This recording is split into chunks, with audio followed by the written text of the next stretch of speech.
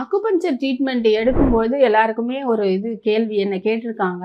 நாங்க வந்துட்டு டாக்டர் கிட்ட போயிட்டு நாங்க வந்துட்டு டயக்னோஸ் பண்ணிட்டு வரணுமா? இல்லாட்டி அவரோட பிரிஸ்கிரிப்ஷன் எழுதிட்டு வரணுமா? அப்படின்லாம் நெறைய பேர் கேட்குறாங்க. ஸோ நான் என்ன சொல்ல வரேன்னா, நீங்க வந்து அதெல்லாம் எதுவுமே தேவையில்ல. நீங்க வந்து ஒரு அக்குபஞ்சர் மருத்துவம் எடுத்துக்கணும், ஒரு ட்ரீட்மெண்ட் வேணும்னு சொல்லிட்டு வந்தீங்கன்னா, இன்கேஸ் பேக் பெயின் அப்படின்னா நெறைய பேர் எம்ஆர்ஐ எடுத்திருப்பாங்க. ஸோ அந்த எம்ஆர்ஐ ரிப்போர்ட் இருந்தா நீங்க கொண்டு வரலாம். இல்லாட்டி தேவையில்லை. யாரையுமே வந்துட்டு நீங்க போய் எம்ஆர்ஐ எடுத்துட்டு வாங்கன்னு எந்த அக்குபஞ்சரிஸ்டும் சொல்ல மாட்டாங்க.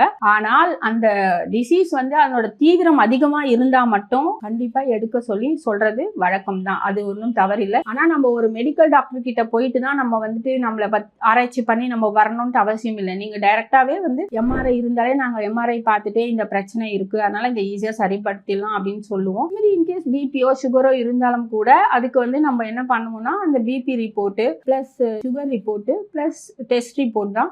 பிபியும் நம்ம செக் பண்ணி பார்த்துட்டு அதுக்கேற்ற மாதிரி நம்ம ட்ரீட்மெண்ட் கொடுக்கலாம். அதுக்கு டாக்டர் கிட்ட போயிட்டு தான் வரணுன்ற அவசியம் எல்லாம் கிடையாது. நீங்க ஃபர்ஸ்ட் வந்து கன்சல்ட் பண்ணுங்க.